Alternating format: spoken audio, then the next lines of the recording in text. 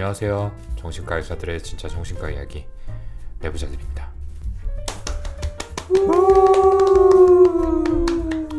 반갑습니다. 네, 안녕하세요. 네, 저희 소개부터 좀 할까요?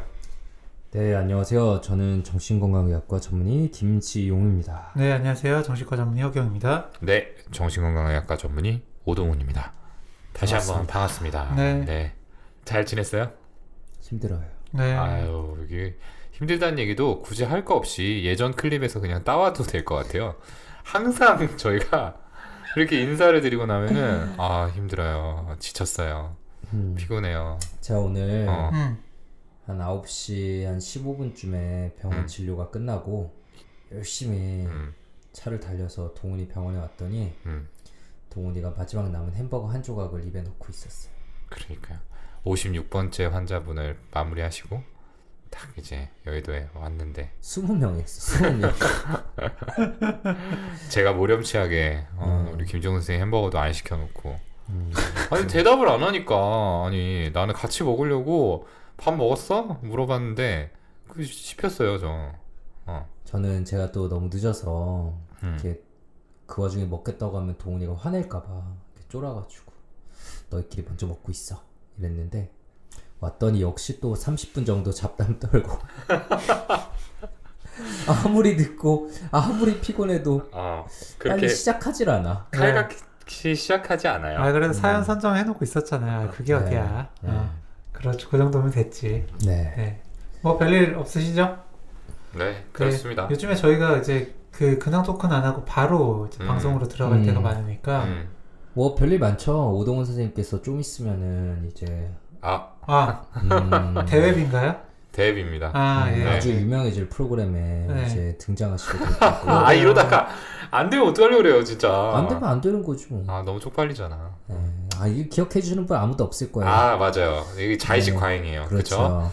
인생의 대부분의 순간에 당신은 주인공이 아닙니다. 네, 10명 중 7명은 나를 아예 모르고 관심도 없고 2명은 싫어하고 1명 정도가 호의를 가질까 말까다. 네, 항상 그렇습니다. 마음에 새기겠습니다. 네, 자의식 과잉 갖지 마세요. 네, 조심하겠습니다. 허경 선생님 뭐 좋은 일 없어요?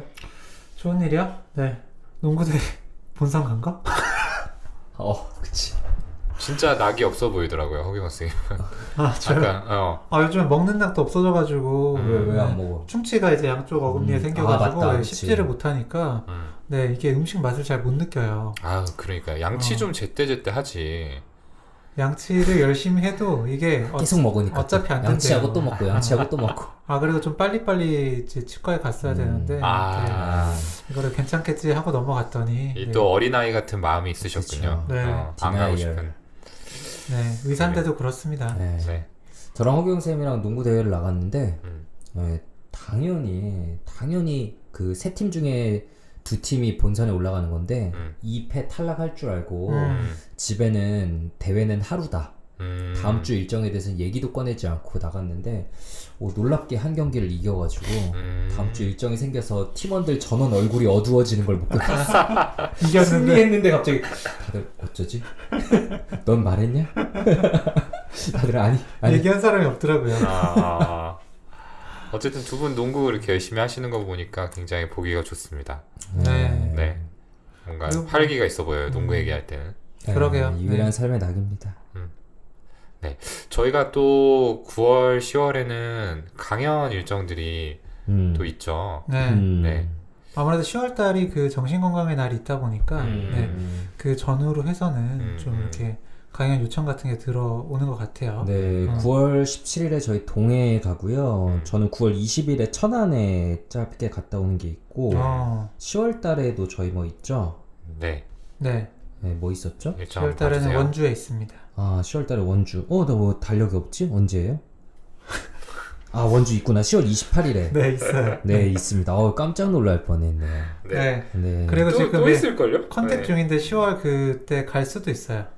10월 9일쯤인가? 10월 7일인가? 10월 7일인가? 네. 두 분이서 부산에 갈 수도 있고, 부산에 갈 수도 있고. 저는 10월 7일에 국립정신건강센터에서 하는 뭐가 있고요. 네. 근데 이제 저희 둘이 간다 그러니까 김종서님이 빠진다 그러니까. 그러니까 갑자기 되게 네. 저희에 대한 어떤 관심도가 많이 떨어지더라고요. 아 그러세요? 네. 그런 것 같아요. 하지만 이 오동훈 선생님이 역시 또 좀 있으면 전국적으로 유명 인사가 될 거니까 이것도 하나 물었네요. 진짜. 이 모든 문제가 해결될 거다. 이제 자연스럽게. 깔때기처럼 다 이제 그거 제가 사실 실제로 그 하기라도 하면은 뭐 말 끝날 때마다 붙여서 이것도 하시는 오동훈 선생님이 답변해 주시죠. 저도 아니 나 근데 이렇게 되면은 어. 두 분이서 할 수밖에 없다고요. 나는 이제 나갈 수밖에 없다고. 아이 무슨 말이에요. 뭔 소리야 또 이제 멀지 않았어요. 허경 선생님 여기 얼굴이 빛나요. 네. 네. 얼굴이 진짜 요만해졌어요. 네, 못 먹었더니 네, 잘 먹지도 못하고 또 약간의 또 리터칭도 좀 네, 보톡스 시술도 좀 받았습니다. 궁금하신 분들은 오늘 TMI. 네, 연세 가산숲에 방문해 주시면 아, 마스크 쓰고 있어서 어차피 모르시긴 하겠지만 네. 한번 벗어달라고 요청도 해주시고요. 네, 사진 요청도 해주시고 많은 관심 부탁드리겠습니다. 네, 만관부라고 하더라고요. 만관부. 요즘 좀 줄여가지고. 네, TMI TMI 뭐야? TMI 네. 근황이었네요. 그거 알아요? MZ 세대 테스트? 뭐 요즘에 쓰는 말 MZ력을 확인하는 거죠. 한번 뭐 해볼까요? 근데 저는 진짜 MZ 세대라는 게 너무 잘못된 용어인 게 내가 거기 들어갈 수도 있다는 게 이건 말이 안 되는 거예요. MZ 세대라는 말을 MZ 쓰는 세대의 것 진짜 자체가 끝물이에요, 끝물. 쓰는 것 자체가 MZ 세대가 아니라 그랬어요. 그 MZ력 테스트가 제 구글 폼으로 있거든요. 그래서 뭐 20문항인가 그런데 이제 몇 점이 나오는지 요즘 제 주변 사람들이 한창 하고 있더라고요. 우리 이번 주에 그 라이브 하니까 그때 한번 그때 한번 해볼게요. 네. 네. 진짜 꼴찌일 듯. 진짜. 뭐 네. 답이 없습니다. 미리 예습은 하지 않겠습니다. 노화를 받아들이고 있습니다. 그러니까 생각해보니까 진짜 지용 형도 들어가네요. 그 안에. 뭐 잘못됐지? 근데 너 왜 나랑 또 나누냐? 아니 우리 또 이렇게 다르잖아요. 김지훈 네. 선생님이랑 저랑은 또 앞자리가 다른 다르니까. 사이니까 요즘 만으로 쓰는 시대에 이게 뭐 하는 거예요? 저는 아직 생일도 안 지났어요, 저는. 만으로 해서 이제 겨우 들어간다. 음. 네, 그런 거죠. 네. 뭐 그리고 또 오늘 TMI니까 막 얘기하면 저희 리뷰자들이 얼마 전에 제가 이제 와이프 아이폰을 딱 틀어서 차트를 열었더니 아이튠스 전체 랭킹 13위에 올라가 있는 걸 못 와, 보겠습니다. 미쳤어. 이야, 또 저희의 노력이 빛을 발하는 순간이 온다. 네.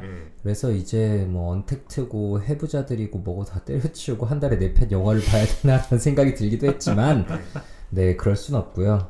하지만 또 이 뭔가 잘 나가고 있는 이 흐름을 좀 어떻게 타기 위해 뭔가 해봐야 될 것 같아요. 네. 네. 근데 내 편 하는 것도 사실 쉬운 일이 아니고 네, 이거 영화 보는 거 너무 재밌거든요. 맞아요. 네. 그런데 좀 확실히 한 번 잡으면 이제 두 시간 이렇게 3시간씩 봐야 되니까 네. 영화 평론가 분들이 또 대단하다는 생각이 또 새삼 들더라고요. 그러니까요. 또 저희는 심리 분석에 집중을 하지만 또 여러 가지 요소들을 보잖아요. 네. 그리고 연기도 재미없는 영화도 다 끝까지 보셔야 되고. 네. 뭐 장치적인 부분들 이런 것도 보고요. 네, 저는 박하선의 시네타운 SBS 107.7 화요일 오전 11시에 하는 거기에 꼬꼬무 한 달에 하시던데? 2번 네, 꼬꼬무라고 꼬리에 꼬리를 무는 무비 캐릭터 해석에 이제 우리 리뷰자들과 비슷한 컨셉으로 네, 나가게 되었습니다. 네. 네, 이거 방송에 나올 때쯤에 잘렸을지도 그렇지만 설마 그러진 않겠죠. 그러진 않겠죠. 네, 그래서 영화를 어쩔 수 없이 더 보게 돼서 거기서 괜찮은 영화는 저희 리뷰자들이 또 가져와서 한번 해보면 어떨까 생각을 하고 있어요. 근데 약간 또 1타 2피식의 아니 거기서는 10분 정도거든. 여기서는 또 우리 1시간 그럼 이제 얘기하고. 거기서 맛보기를 하고 이제 여기서 풀 영상을 듣는 약간 반대로 활용할 수도 있겠다라는 생각이 들어요. 네. 아니 거기서 이제 뭔가 더 관심 있으신 분들은 리뷰자들을 들으러 오세요 이러면 아마 잘리겠죠? 그 생방은 아닌가요? 녹방이니까 멘트 다 잘리겠지? 그럼 잘릴 수도 있겠다. 네, 근데 그 정도는 해주실 법도 한데. 그러게요. 네. 어쨌든 뭐 한번 언젠간 시도해 보겠습니다. 네. 그래서 거기 SBS 고릴라 게시판에 제가 한번 들어가 봤더니 반응이 어떠나 또 한번 봐야지 들어가 봤더니 어떤 분께서 리뷰자들 팟캐스트 만관부 부탁드립니다라고 누가 댓글을 달아놨더라고요. 아 진짜요? 네. 대박. 네. 네. 대박이더라고요. 아 너무 감사합니다. 익명의 감사합니다. 누구신지 구독자분 모르시지만. 네, 진심으로 네. 감사드립니다. 네. 그럼 저희 작사를 댓글 들었습니다. 소개하고 시작할까요?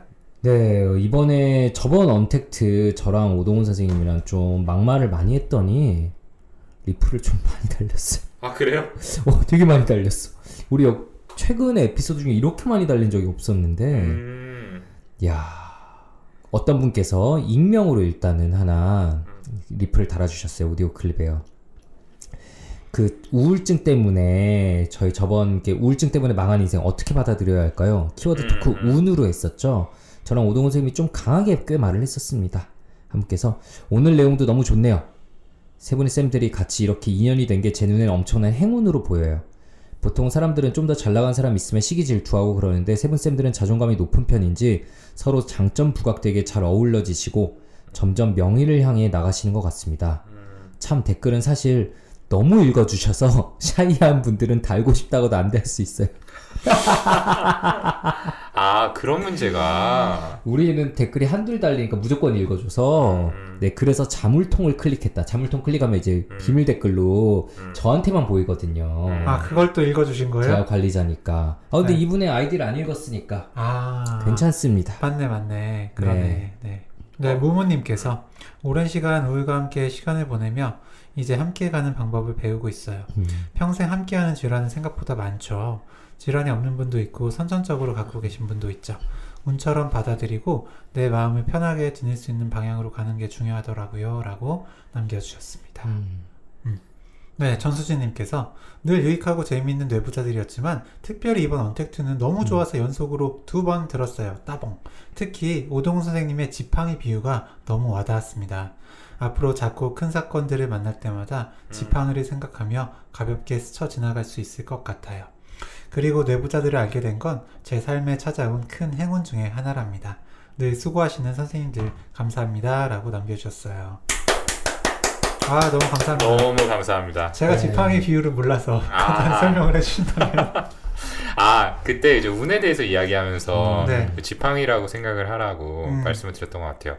그러니까 행운도 이제 불운도 이제 그냥 내가 등산을 하다가 잠깐 쓰고 또 버리게 되는 하나의 지팡이처럼 생각하면은 우리가 거기에 너무 휘둘리지 않을 수 있다라는 말씀을 드렸거든요. 그러니까 불운도 그냥 왜 지팡이가 이렇게 뭐 시원찮은 게 있을 수 있잖아요. 네, 나뭇가지 그렇죠. 하나 지팡이 삼아서 이렇게 몸을 기댔는데 이렇게 뚝 하고 부러졌는데 또 잠깐 넘어질 수 있지만 그냥 털고 넘어가면 되는 거고 지팡이 그냥 에이 못 쓰게 됐네 하고 이제 버리면 되는 거고요. 행운도 마찬가지로 아 이렇게 튼튼한 지팡이를 만나서 정상까지 잘 왔다 라고 하면은 그냥 그걸로 고마워하고 거기다가 이제 지팡이를 내려놓으면 되는 거지 그걸 뭐 계속 안고 갈 필요 없는 거 아니겠습니까? 네, 그냥 조금 가볍게 생각하시라는 의도에서 그런 비유를 드렸던 생각이 납니다. 예. 네, 좋네요. 저도 이 비유를 들을 수 있도록 해주신 전수진님께 다시 한번 감사드립니다. 네, 그 지난 사연 주신 분께서 괜찮으셨을지 모르겠어요. 그날 저희 사이에 마치 버퍼 역할을 하는 규영이가 없다 보니까 저랑 동훈이가 서로 독서를 주고받으면서 조금 직설, 컨프런테이션이죠. 저희 용어로 하면 직면시키는 말들이 많이 나갔는데 꼭 그 중에 알맹이만 잘 뽑아 드셨을 거라고 믿습니다. 네, 저희가 아마 그 방송 마무리하면서도 그런 말씀 드렸던 것 같아요. 예, 또 현명하신 저희 구독자분이니까 아마 잘 소화하셨으리라 믿겠습니다. 네. 자, 썰이 길었습니다. 예, 무려 지금 14분을 지나가고 있는데요. 간만에 길었습니다. 네. 어쨌든 이제 본격적으로 오늘 준비된 컨텐츠를 이야기를 해보죠. 네.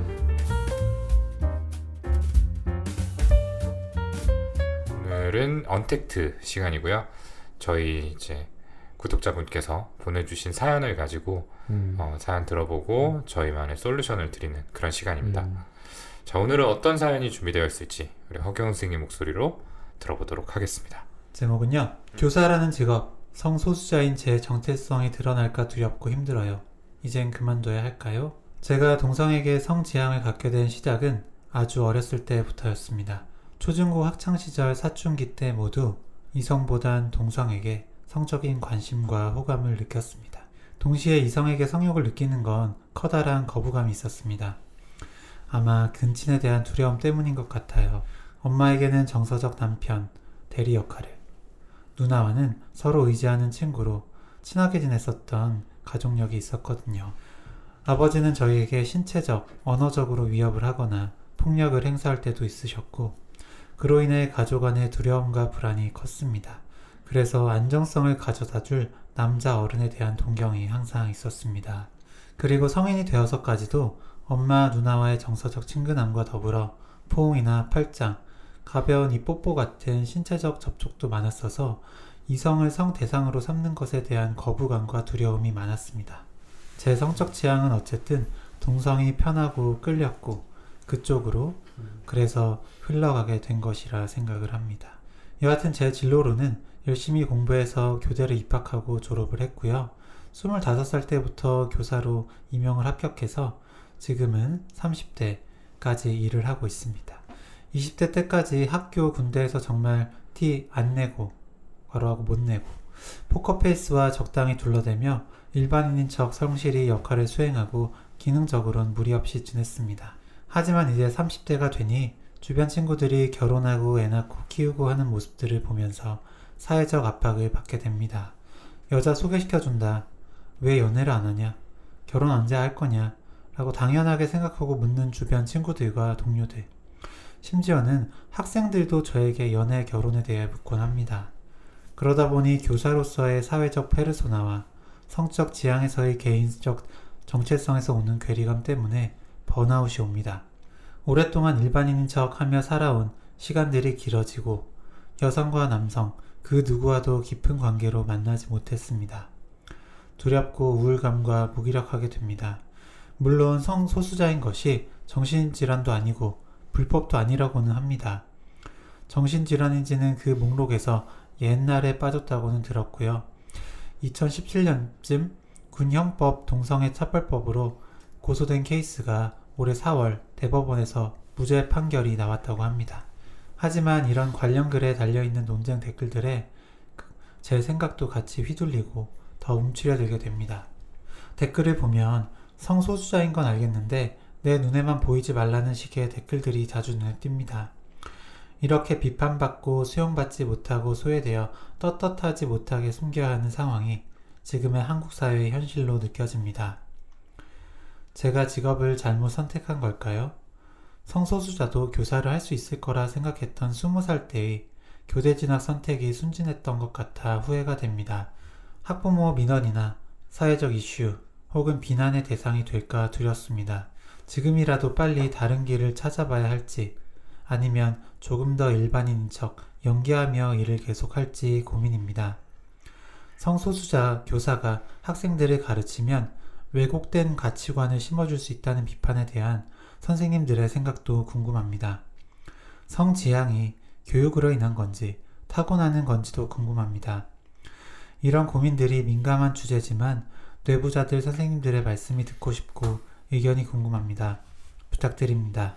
라고 보내주셨습니다. 네, 사연 잘 들어봤습니다.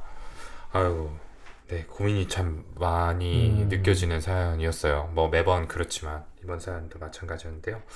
두 분 좀 읽으시면서 들으시면서 어떤 생각들 하셨나요? 지금 저 말고 이제 오동원 쌤이랑 허경 쌤도 계시겠지만 이제 동성애를 갖고 계신 이제 환자분들이 여러 계시거든요.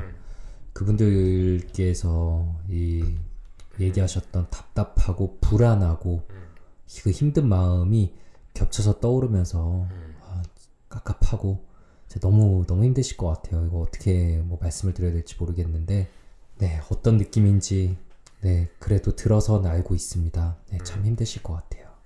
네, 저도 이제 지금 뵙고 있는 환자분들이나 아니면 군의관 시절에 네, 군대에서 이 문제로 고민 상담했던 그 친구들이 생각이 나서 네, 좀 공감 많이 하면서 예, 읽어봤습니다. 저는 이제 그 출근 동선상 국회 앞을 항상 지나가게 되거든요. 네. 근데 국회 앞에 이제 지나가다 보면은 이제 각종 어떤 민원이 담긴 플래카드, 뭐 입간판 같은 것들을 보게 되는데 이 차별금지법에 대한 요즘 그런 입간판들이 눈에 많이 띄더라고요. 그러니까 차별금지법의 제정을 반대하는 거죠. 이제 그러면서 거기에 이제 써 있는 문구가 뭐 동성애를 허용하면은 뭐 나라가 망한다. 뭐 우리 아이들을 다 동성애자로 만들 거냐. 뭐 이런 식의 문구들이 써 있어요. 네.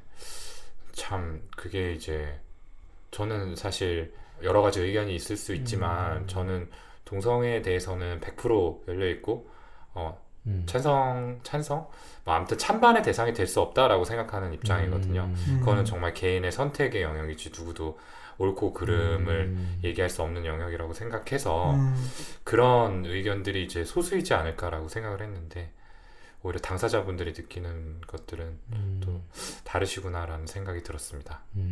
찬반의 대상이 될 수 없다라는 표현이 아마 제일 맞는 표현 아닐까라고 생각이 들고 세상 어렵습니다. 아마 또 교사라는 위치에 계셔서 더 좀 조심스러워 하시는 것 같기도 해요. 네, 그 제 환자분 중에도 예, 교사분이면서 동일한 이제 비슷한 문제를 갖고 계신 분이 있는데 정말 두려워하시더라고요. 여기 나오시는 정말 이제 학부모 누가 알게 되면 정말 뭐 민원을 들어오지 않을까, 더 이상 일을 아예 못하게 되지 않을까, 이런 것들에 대한 정말 그 비난을 엄청나게 두려워하시더라고요. 근데 이게 제 3자 입장, 저의 입장에서 보면은 그래도 일은 하실 수 있지 않나? 이게 이렇게까지 두려워하실 일인가? 라는 생각이 저희는 들 수 있지만 당사자분들께서 한결같이 그렇게 두려워하시는 걸 보면 분명히 많이 불안한 상황인 거죠. 어쨌든. 그리고 교사라는 직업이 조금 더 또 다른 직업에 비해서 높은 도덕적인 기준을 요구받는 것 같기도 해요. 물론 동성애는 당연히 도덕의 잣대로 이야기할 수 있는 문제는 아니지만 대부분 많은 사람들의 어떤 편견 속에서는 동성애는 약간 문란하다, 그러므로 도덕적으로 뭐 부적절하다 라는 식의 생각이 박혀 있으신 것 같고 그래서 마치 이제 이런 성향을 갖는 것 자체가 굉장히 교사로서의 자격 상실이다 라고 생각하는 의견들이 분명히 존재하는 것 같습니다. 맞아요. 네, 네. 학부모 민원 이야기도 하셨지만 이런 사람이 우리 아이를 가르친다고에 대한 생각이 되게 크신 것 같아요. 그래서 뭐 일과가 끝나고 뭐 친구들이랑 술 마시고 이런 거를 개인 인스타에 올리고 하는 것 가지고도 뭐 민원을 넣거나 네, 그러니까 뭐 이제 개인 톡을 보내거나 하는 경우들도 있잖아요. 아, 맞아요. 네. 유치원 선생님이, 초등학교 선생님이, 네, 뭐 그런 연락을 받았다라는. 그러니까, 네. 오동훈 선생님 연락 안 받았어요? 저요? 어떤 연락? 진료 후에 왜 술 마시는 사진 올리냐? 우리 아이를 믿고 맡길 수 없다. 네. 사실 정신과 의사보다도 더 네, 힘드신 것도 같아요. 그러니까요. 네. 저도 항상 그런 생각을 많이 하고 우리가 얘기도 하잖아요. 정신과 의사는 유독 의사라는 집단 안에서도 더 좀 조심스러운 위치에 있는 것 같다라고 하는데 인스타만큼은 자유롭게 하는 걸 보니까 제가 네. 네, 그 정도는 아니구나. 네. 그리고 저희는 이제 좀 개인적으로 소규모로 일을 하는 경우가 대부분인데, 네. 교사는 어쨌든 꽤 이제 많은 분들이 같이 일을 하시고, 네. 교사가 아닌 다른 직원분들이랑도 같이 일하고, 그 안에서 소문나고 이런 게 또, 네, 더 걱정이 되실 수밖에 없죠. 두렵고. 맞아요. 네. 커뮤니티가 또 폐쇄적이다 보니까 맞습니다. 평생 가야 되는 커뮤니티니까. 소문도 빠르고 또 뭐 마음에 안 든다고 쉽게 이직을 하거나 이제 뭐 학교를 옮기거나 할 수 있는 것도 아니기 때문에 참 어려우신 것 같아요. 네. 네. 참 그래도 이분께서 질문을 여러 개 던져주셨으니까 그냥 저희가 생각하는 이분의 심리 그리고 이분의 질문에 대한 답들 이런 걸로 한번 좀 이어서 얘기를 해보죠. 네네. 저희 셋이 다 이거 오늘 방송하기 전에 공통적으로 얘기한 게 자기 마음의 흐름이 어떻게 흘러왔는지에 대해서 이렇게 명확하게 클리어하게 들여다보고 표현해 주신 게 너무 놀랍다 라고 얘기를 했었죠. 지능이 굉장히 높으실 것 같다 라고 저희끼리도 얘기했었고요. 동성에게 성지향을 갖게 된 시작이 언제부터인지 그리고 그런 좀 다이나믹이 무의식적인 힘이 흘러가게 만들었을 요인들이 어떤 거였는지에 대해서 네, 잘 적어주셨습니다. 네, 좀 어떤 생각이 드셨어요? 이 내용을 보면서? 저도 스스로에 대한 고민이 진짜 많으셨구나. 그래서 이거를 이런 식으로까지 잘 연결을 지으실 수 있었구나 라고 생각이 들었어요. 일단은 저는 굉장히 합리적인 추론이라고 생각을 했고요. 네, 실제로 이런 이제 어떤 정서적, 물리적 아버지의 부재가 동성애적인 성향으로 발현되는 경우를 종종 보게 되는 것 같아요. 그러니까 물리적으로 아버지가 없는 경우, 그러니까 아버지가 일찍 이제 돌아가시거나 아니면 이제 이혼을 해서 편부모 과정에서 자란 경우, 그리고 이제 정서적으로 부재한 경우라는 거는 계시긴 계시지만 어떤 방임에 가까운 어떤 정서적인 케어를 받지 못한 경우에 아이들은 이제 이 아버지라는 존재를 어떤 식으로든 채우기 위해서 이제 내가 상상하는 진짜 좋고 나를 정말 아껴주는 아버지가 어딘가에 있을 거야 라는 생각을 하게 됩니다. 일종의 환타지 속의 아버지의 모습을 만들어내게 되는 거죠. 그래서 이것들을 이제 성인이 되어서 어떤 이 상대에게 투사를 하면서 어떤 동성애적인 성향을 갖게 된다라고 하는 이론도 있습니다. 네, 그래서 이분도 안정성을 가져다줄 남자 어른에 대한 동경이 항상 있었다라고 적어주신 부분은 그런 어떤 이론적인 부분과 좀 합치하는 부분인 것 같아요. 근데 또 항상 이럴 때는 반대 의견 혹은 다양한 시각이 좀 존재할 수 있죠. 허경 선생님은 좀 어떤 생각이 드셨어요? 저도 이제 뭐 물론 심리적인 요인이 있을 수 있다. 네, 작용을 했다고는 생각을 하는데 그래도 저는 좀 생물학적인 요인도 꽤 크지 않으셨을까라는 생각을 합니다. 일단 뭐 다이내믹이 작용할 수도 있지만 근데 어쨌든 이분께서 그런 걸 느끼신 게 굉장히 어렸을 때부터시거든요. 네, 보면 초등학교, 중학교, 고등학교 네, 모두 이거를 느끼셨다고 하셨잖아요. 네, 이렇게 좀 어린 나이부터 좀 그러셨다는 거는 네, 생물학적인 요인이 좀 분명히 같이 작용을 하지 않았나 네, 그럴 수 있죠. 그런 생각을 합니다.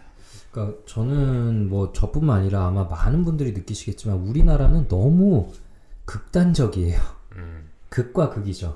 그래서 이런 동성애 관련된 어떤 기사가 됐을 때 댓글이나 아니면 커뮤니티 어떤 이런 글이 올라왔을 때 댓글은 반반으로 나뉩니다. 양쪽으로 나뉘는데 어떤 거냐면은 그거 질병이다. 뭐 정신 치료를 통해서 고칠 수 있는 거다. 그래서 뭐 이거 무슨 치료라고 하지? 이거 다시 뭐 고치는 치료라고 뭐 주장하는 분들 있는데 그거 한다고 주장하는 분들이 꽤 있으시고요. 그리고 또한 반면에 또 반대 목소리는 야 그런 거 없다. 어느 시대에 그런 걸 말하고 있냐. 이거 온전히 유전적인 문제다. 유전적인 문제다. 라고 이야기를 합니다. 그러면서 서로 비난하면서 싸우는데 왜 다 자기가 본 걸 근거로 얘기해요. 실제로 이렇다. 실제로 이렇다. 근데 저희는 항상 얘기하지만 이게 꼭 양쪽에 이렇게 나눌 수 있는 게 아니라 흑백으로 나눌 수 있는 게 아니라 지금 규영이가 말한 거랑 동훈이가 말한 게 다 옳은 얘기거든요. 그러니까 이런 심리적인 요인이 분명히 어느 정도는 작용하는 경우들이 꽤 있습니다. 저도 종종 보게 되고요. 근데 그러면은 이런 심리에 이렇게 얘기할 수 있죠. 이런 상황이 있었던 모두가 그러면 다 동성애로 가게 되는 거 아니지 않냐. 네, 그쵸. 분명히 어떤 유전적인 소인을 갖고 있는 사람들이 조금 더 이렇게 일반적인 더 다수가 가는 이성애보다는 소수의 동성애 쪽으로 흐르게 되는 유전적 소인을 가진 분들이 있고요. 그래서 저도 정확히 언제인지 기억 안 나는데 한 2, 3년 된 것 같아요. 어느새 그 논문을 본 적이 있었는데 나름 메타 아날리시스를 해서 뭐 되게 많은 데이터를 모은 논문으로 기억하는데 거기서도 이제 유전적인 요인이 분명히 있다. 근데 유전적인 요인이 생각보다는 크게 차지하지 않는 걸로 나왔다라고 논문 결과가 나왔었거든요. 제가 정확한 수치가 기억 안 나네요. 16%였나? 뭐 하여튼 유전적인 요인이 분명히 있지만 그게 전부는 아니다라고 현대 과학이 거기까지는 얘기하고 있었습니다. 그러니까 이것도 대부분의 이제 질병은 아니지만 어쨌든 정신과에서 진단되는 여러 다른 문제들과 마찬가지로 바이오 사이코 소셜 모델에 입각해서 생각을 해야 될 것 같아요. 그러니까 생물학적 요인, 그리고 이 사람이 처해진 환경적인 요소, 그리고 이 사람 자체가 어린 시절에 여러 가지 경험을 통해서 형성한 심리적인 특성이 같이 작용을 해가지고 어떤 문제의 발현을 만든다라는 거죠. 네, 그러니까 거듭 말씀드리지만 분명히 질병 진단은 아닙니다. 네, 질병 아닙니다. 네, 질병 이거는 확실하게 아니고요. 좀 말씀을 드릴게요. 네, 그런데 아까 말씀드린 이런 사회 생물 심리 모델에 의해서 사람의 마음이 이렇게 흘러갈 수가 있고요. 이거는 어떻게 본인이 선택할 수 있는 지점이 아니었던 거죠. 네, 그 어린 나이에. 네, 이거 뭐 선택의 여지가 있었겠습니까? 제 생각에는 또 여기서 이제 이 가정의 어떤 구도가 아버지 대 나머지 가족들로 이제 갈렸잖아요. 네. 그리고 이제 어떤 손 위에 그러니까 누나라든지 그 위에 엄마라든지 이제 자기보다 먼저 태어나서 롤모델이 되어주는 사람들이 이제 다 여성이었죠. 그러니까 자연스럽게 동일시할 대상이 아버지가 되지 못하고 이제 어머니나 누나가 된 결과가 이러한 성적 지향에 좀 영향을 미치지 않았을까라는 생각도 하게 돼요. 그리고 저는요, 이분께서는 전반적으로 다른 사람들을 힘들게 하지 못하시는 네, 그런 마치 어떤 약간 착한 아이 컴플렉스와 같은 네, 그런 심리가 있으신 것 같아요. 네, 보면은 지금도 교사로서 학생들한테 어떤 뭐 왜곡된 가치관을 심어주는 거 아닐까? 네, 약간 이런 거에 대한 것도 사실은 좀 걱정을 하시는 것 같기도 하고, 네, 그리고 이제 어떠한 사람과도 좀 깊은 관계로 만나지 못했다는 부분이라든지, 네, 그리고 그 근친에 대한 어떤 걱정이 더 동성애 쪽으로 넘어가게 흘러가게 했다라는 이런 것들은 다 좀 그런 심리, 네, 그런 다른 사람들을 어떻게 힘들게 하면 안 되고, 네, 괴롭히면 안 되고, 이런 심리에서 좀 더 오신 게 아닐까 생각이 들어요. 네, 그러니까 똑같이 이렇게 하더라도 동성이랑 혹은 이성이랑 깊은 관계로 발전을 하는 사람도 있고, 네, 이런 똑같은 상황에서 좀 더 커밍아웃을 하시는 분도 계시고요. 네, 맞아요. 네, 다양하기 때문에. 사실 자기 확신이 충분하지 못한 거죠. 근데 스스로에 대해서 들여다보는 작업이 부족했냐라고 하면은 그건 절대 아닐 것 같아요. 우리가 말했던 것처럼 오히려 다른 분들에 비해서 더 탁월하게 잘 정리를 해 두신 것 같은데, 다만 이런 이제 스스로에 대해서 인정하고 받아들이는, 있는 그대로 봐주는 그런 과정이 자기 내면 안에서 좀 없지 않았나.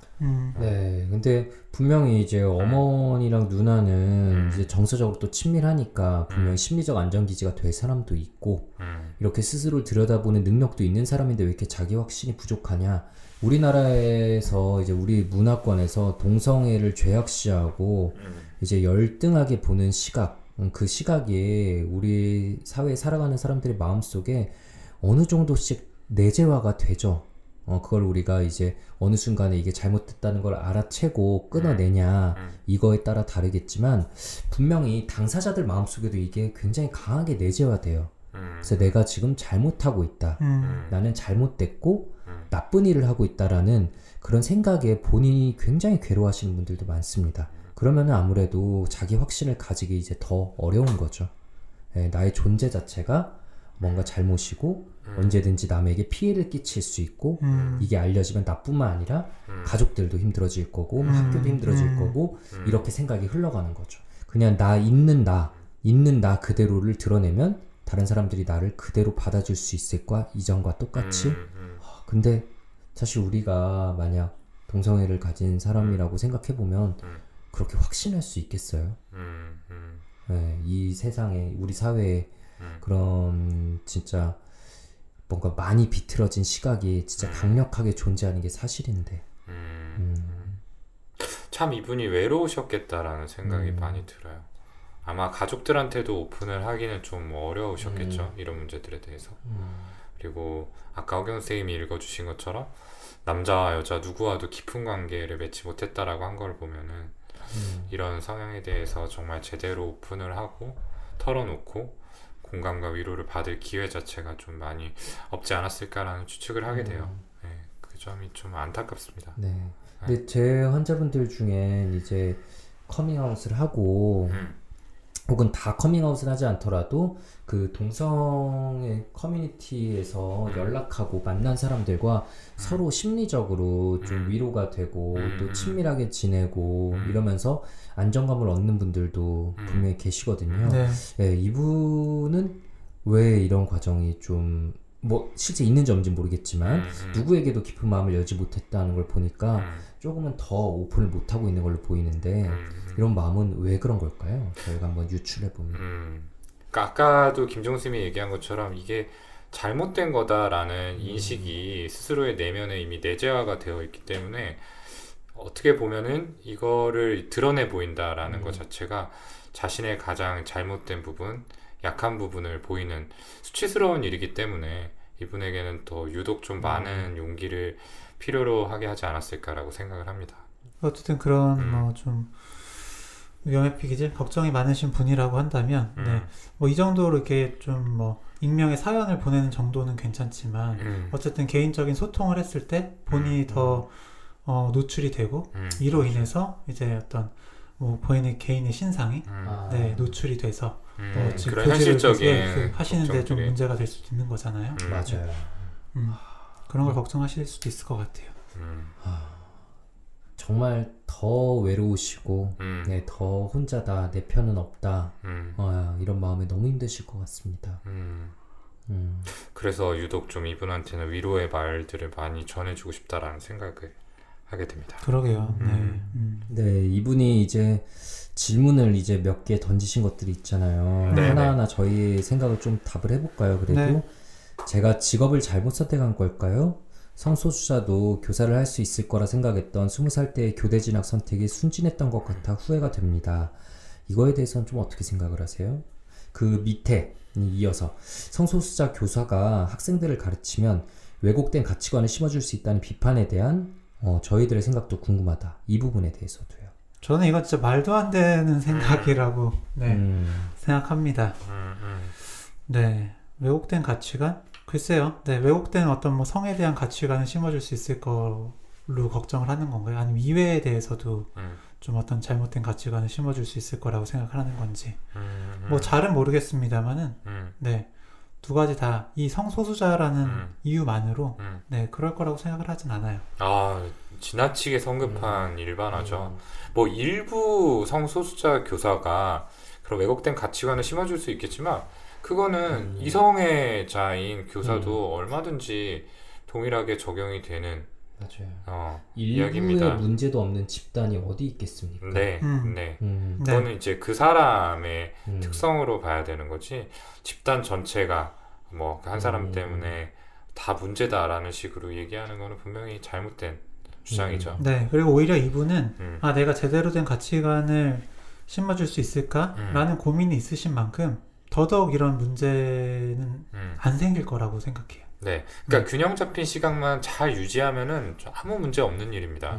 근데 저도 허경원 선생님이 이야기한 것처럼 이분께서는 이런 부분에 대해서 그냥 일반적인 이성애자 교사들에 비해서 더 열려 있고 더 많이 고민을 하신 분이기 때문에 학생들한테 오히려 긍정적인 영향을 줄 수 있을 거라고 저는 생각합니다. 네. 네.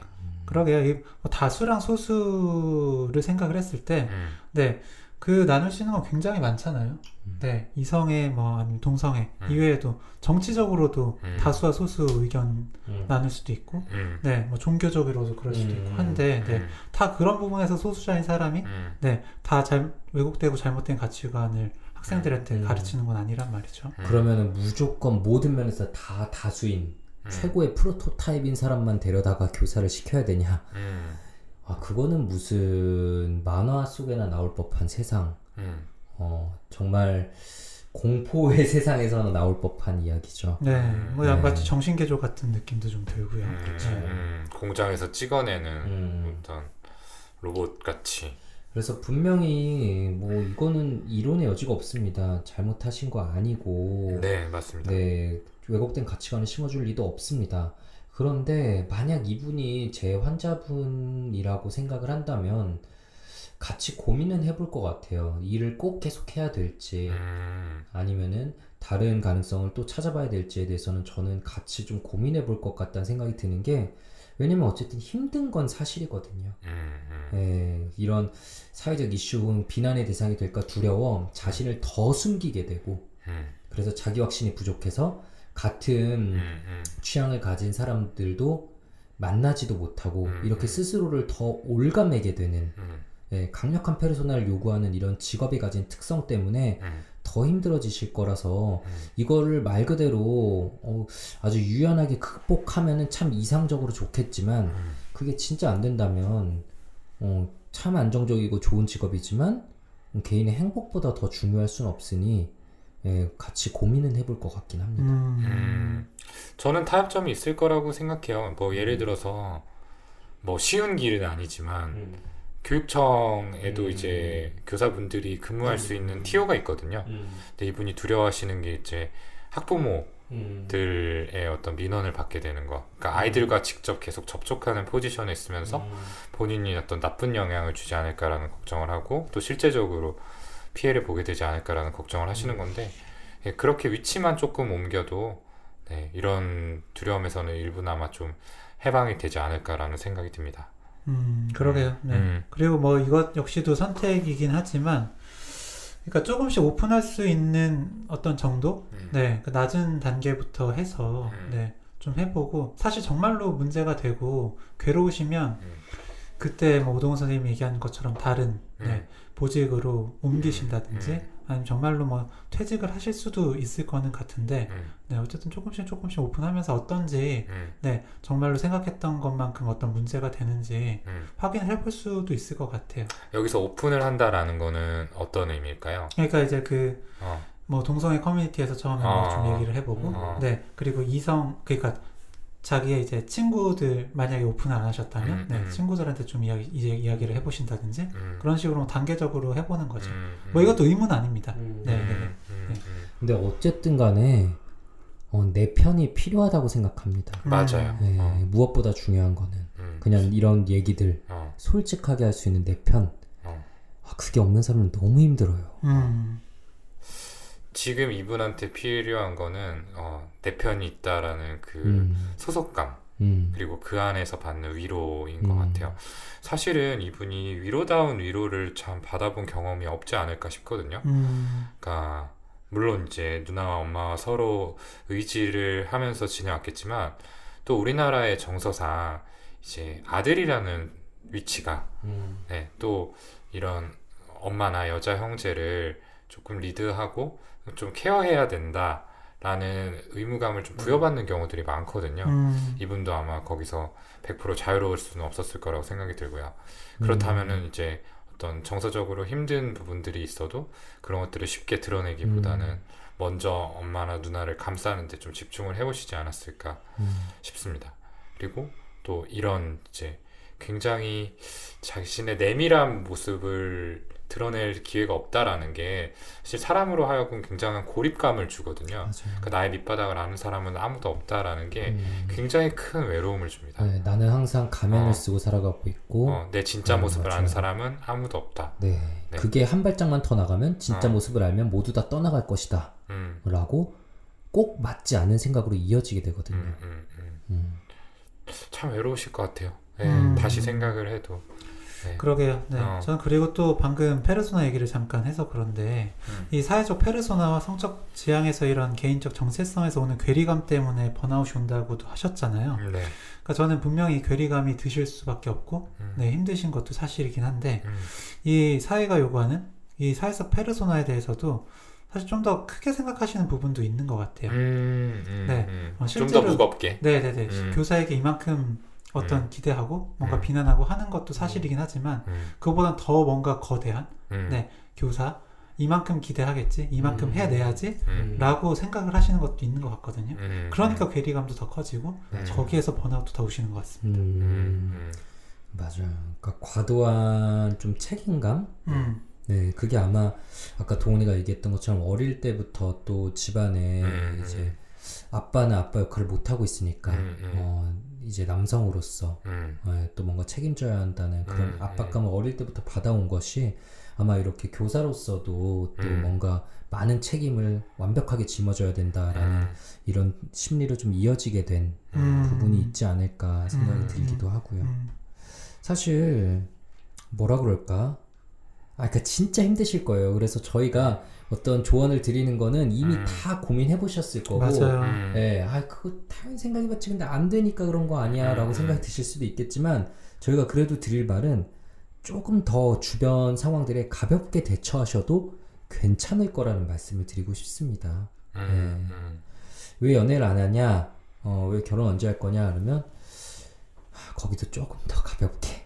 나는 잘 관심이 안 생긴다. 뭐 때 되면 해요. 뭐 이렇게. 나는 그냥 거죠. 다른 게 더 재밌다. 알아서 잘 만납니다. 뭐 이렇게. 사람마다 다르지 않냐. 대처할 수도 있고요. 네. 그러니까 이분께서는 그런 질문을 다 들을 때도 마치 본인은 연애도 하고 결혼해야 되고 그러니까 어떤 좀 이상적인 그런 모습을 학생들이든 주변 사람들한테 또 보여주고 그들이 기대하는 역할을 해내야 되지 않을까라는 생각을 더 하시는 것 같거든요. 그러니까. 네, 그러니까 더 힘드실 것 같아요. 너무 짐을 좀 무겁게 지고 있다라는 말씀인 것 같아요. 네, 조금은 가볍게 대처하자라는 얘기. 저는 사실 지금의 상황에서는 우리가 아까 누차 얘기했던 것처럼 같은 성향을 지닌 사람들을 만나서 얘기도 털어놓고 위로를 받는 게 베스트라고 생각하는데 그게 아니라고 하면은 그게 아직 엄두가 나지 않는다라고 하면은 상담소 같은 곳을 찾아가 보는 것도 좋다고 생각해요. 저도요. 네. 그래도 치료자들이 물론 이제 이것도 케이스 바이 케이스일까봐 조심스럽지만 그래도 치료자들이 이 내담자에 대해서 조금 더 편견 없이 다 좀 받아줄 가능성이 있는 사람들이잖아요. 그러니까 조금 더 털어놓기에 안전한 대상인 거죠. 네. 이렇게 해서 조금 안에 있는 이야기들을 털어놓고 위로받고 하는 경험들이 너무너무 필요해 보입니다. 네.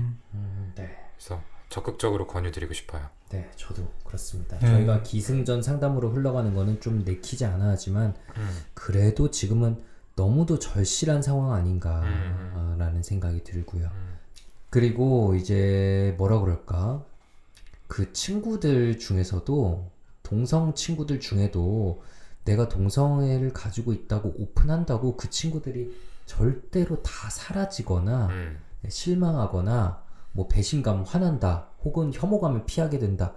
절대로 이렇지 않습니다. 네, 뭐 일부는 거리를 두게 되는 사람도 있을 수 있겠죠. 근데 절대로 다 그렇지 않아요. 그런 사람들이 있다라고 하면은 그건 그 사람들이 문제인 거예요. 네, 그럼요. 네. 네, 그래서 그러니까 어디서든 간에 꼭 내 편, 마음을 열 수 있는 공간을 만드셨으면 좋겠다는 생각에 계속 이런 말씀을 드리게 되고요. 근데 이런 생각을 당연히 엄청 많이 해보셨을 텐데 혼자만 생각하다 보면 사람의 뇌는 원래 더 부정적인 쪽으로 좀 치우쳐져 있거든요. 그래서 안 될 것 같은 가능성만 머릿속에 더 많이 떠오르셨을 거고 이거를 이제 만약 예를 들어서 친구들, 그러니까 이 같은 성향을 가진 분들을 만나서 얘기를 나눴다면 그분들 중에 이런 조언을 해주실 분들이 있었을 거예요. 나는 그냥 통성 친구들하고도 오픈하고 나서 잘 지내는데 본인 경험을 나눠주신 분들이 있다라는 그래도 돼 거죠. 라고 말해줄 분들이 있을 텐데 그런 게 지금 다 차단돼 있으니까 네, 인터넷에서 접하는 글들은 또 굉장히 부정적인 것들만 많을 거 아니에요. 맞아요. 네. 그렇게 치우친 생각을 가지시지 않은 분들은 굳이 댓글을 남기지 않거든요. 네. 치우친 생각을 가지신 분들만 더 그런 맞아요. 감정을 격렬하게 혼자 막 하시는 해가지고 와 그러면서 댓글 다는 근데 거지. 진짜 그런 댓글이 많아요. 관련된 기사에 저도 좀 깜짝 놀랄 정도로 그 동성애든 뭐 트랜스젠더 이슈든 이런 것들을 다룬 기사에 부정적인 댓글들이 정말 더 주류를 이루더라고요. 네, 사실 아닌 게 없어요. 남녀 문제, 네, 정치 문제, 정신과 문제. 네, 뭐 사실 다, 네, 그렇게 격렬하게 반대하는, 네, 혐오하는 그런 댓글들이 대부분이죠. 네. 진짜로 저는 인터넷이란 게 인간 불신을 너무 높인 정말 큰 문제의 씨앗이라고 생각을 합니다. 네, 상호 불신을 높이고 네, 그냥 내 마음속에 그냥 일부 가지고만 있어도 됐을 섀도우를 네, 그냥 네, 누구에게나 사실은 그런 어두운 감정, 부정적인 감정은 누구에게나 있는 건데 그래도 뭐 혼자 가지고 있는 거랑 그걸 겉으로 내뱉는 거는 완전히 다른 문제잖아요. 근데 그 인터넷 댓글창에서는 평소에 아무도 못할 말들을 그냥 내뱉고 있으니까 그렇죠. 사람들은 세상이 이렇게 무서운 곳이구나. 만나면 나한테 이런 말을 하겠네. 라는 이런 불안이 확 올라갈 수밖에 없는 거예요. 당사자분들의 경우에는 그럴 수밖에 없죠. 그쵸. 네, 맞아요. 참, 뭐 어떤 호불호를 생각을 했을 때, 네, 크게 호불호가 없는 사람은 정말로 댓글을 남길 이유가 별로 없거든요. 네. 댓글 몇 개나 써보셨어요? 저는 살면서, 네, 댓글 10개도 안 써본 것 같아요. 저도 얼마 전에 뭔가 하나 댓글을 단 게 있었어요. 그러면서 내 댓글 보기라는 기능이 있더라고. 그래 봤더니 10개가 안 되더라고. 네, 여태까지 평생 네이버에 쓴 게 마이 댓글 여기 있네. 여태까지 쓴 게 9개가 있습니다. 네. 네. 최근에 썼던 거는 이제 뭐였더라?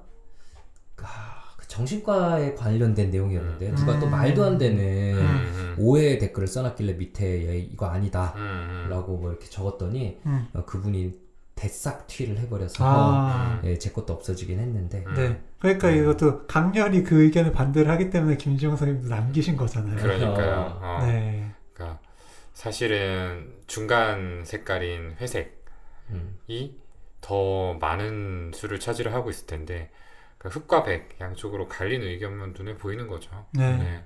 그래서 더 위축이 되게 됐을 거 생각하니까 좀 많이 마음이 안타까워요. 저는 이 사연 들으면서 이제 저희가 몇 차례 얘기했던 저희 그 컨택트 했을 때 모셨던 트랜스젠더 분이 또 생각이 네. 나더라고요. 아직도 생각하면 마음 아프고 죄송한 부분도 크고 네, 그렇습니다. 네. 그때도 참 많이 놀랐었고 좀 댓글들이 안타까운 마음 많이 장난 들었는데, 아니었죠. 네, 네. 그때 이제 영상을 보신 분들이 있는지 모르겠어요. 저희가 처음에 댓글창을 열어놨었습니다. 그래서 악성 댓글이 달려도 일부러 열어놨었어요. 왜냐하면은 저희가 컨택트를 좀 만들고 또 이랬던 거는 정말 사회의 다양한 단면들을 그냥 보여주자라는 게 제 의도가 컸었고 그 댓글들도 우리 사회의 못난 면을 그대로 보여주는 거라고 생각하기에 그냥 그 못난 면도 그대로 놔두고 거기에 이성적으로 이제 저희의 건강한 구독자분들께서 더 건강하게 대응을 하면서 그걸 이겨나가는 모습을 좀 보고 싶었어요. 근데 자정이 이루어지는. 네, 그쵸. 근데 그 와중에 그분께서 받을 상처는 저희가 좀 너무 깊게 생각 못했던 부분이 크죠. 그러게요. 네. 그 부분 죄송하고 그리고 초반에는 또 그런 자정작용이 이루어지는 듯 했는데 벌써 유입되기 네, 시작했어. 후반으로 갈수록 네. 그냥 인신공격. 그러니까요. 네, 그냥 말도 안 되는 비난. 네. 누가 어디 분명히 뭐 커뮤니티 이런데 좀 어디 남겨가지고 네, 아마 좀 뭔가 링크 좌표를 남겨서. 찍는다고 하죠. 네. 저는 그냥 개인 계정으로도 들어가가지고 막 댓글을 남기면서 싸웠던 기억이 나요. 이거는 누군가의 판단의 대상이 될 수 없다. 네. 그러니까 아까도 이제 이 사연 중에 있었지만 뭐 동성애를 하는 건 상관없는데 뭐 내 눈앞에만 띄지 마라 라는 식의 댓글들, 그런 의견이 참 많은 것 같아요. 그러니까 뭐 알겠고 나는 혐오할게, 그것도 혐오할 수 있는 것도 내 권리니까 그거 침해하지 말아줘, 약간 이런 식의 논리가 보통 진행이 되거든요. 근데 어떻게 그냥 한 개인이 있는 그대로 존재를 인정받을 수 있는 권리가 누군가가 혐오할 권리보다 뒤에 있다고 생각을 하는지 전 참 그런 점들이 이해가 안 되더라고요. 네. 그러게요. 네. 저는 네, 뭐 어떻게 생각하실지 모르겠지만 다 좋아할 수는 없죠. 네, 다 좋아할 수는 없지만 네, 그걸 표현하는 건 그들한테 좀 상처가 되고 네, 그건 혐오로 받아들여질 수 있다는 건 좀 아셨으면 좋겠어요. 그래요. 너무 고생이 많으십니다. 너무 고생이 많으시고 긴 시간 동안 이제 머릿속에서 정말 실타래처럼 얽힌 생각들이 쉽게 풀리지 않을 거예요. 첫 단계는 상담으로 한번 시작을 해보셨으면 좋겠습니다. 네, 그래서 결국 상담을 통해서 내가 앞으로 어떤 결정을 내리던 간에 모두가 나를 좋아할 수는 없지만 그래도 나를 좋아하고 받아들여줄 사람들은 분명히 있다라는 확신을 얻을 때, 그래서 좀 미움받을 용기 그게 생기실 때 진짜 본인의 삶을 더 만들어 나가실 수 있게 되지 않을까, 이런 생각이 좀 듭니다. 네, 저도 사연자분께 너무너무 그동안 고생 많으셨다라는 얘기를 드리고 싶고요. 정말 그 어떤 다른 분들도 마찬가지였지만 이분께는 큰 위로와 지지를 보내드리고 싶습니다. 그리고 사연자분이 느끼시는 것처럼 모두가 사연자분의 존재를 부정하고 혐오하고 하는 것들이 아니라 있는 그대로 인정하고 받아들여줄 준비가 되어 있는 다수의 사람들이 있다는 거를 꼭 기억해 주셨으면 좋겠어요. 오늘은 이야기를 좀 나누다 보니까 사연 자체가 길어져서 키워드 토크는 저희가 생략을 하고 진행을 해봤습니다. 네, 다시 한번 귀한 이야기 나눠주신 사연자분께 감사의 말씀을 드리고, 저희가 드린 이 짤막한 얘기들이 사연자분의 마음을 좀 정리하는데 자그마한 보탬이라도 됐으면 하는 바람입니다. 네. 자, 오늘 언택트 시간은 여기까지고요. 저희는 다음 시간에 더 유익하고 흥미로운 콘텐츠 열심히 준비해서 찾아뵙도록 하겠습니다. 네, 해부자들로 많이 찾아와 주세요. 감사합니다. 해부자들. 다음에 해부자들 녹음하니까. 그래, 아, 그래. 네, 네. 네, 감사합니다. 네, 감사합니다. 감사합니다.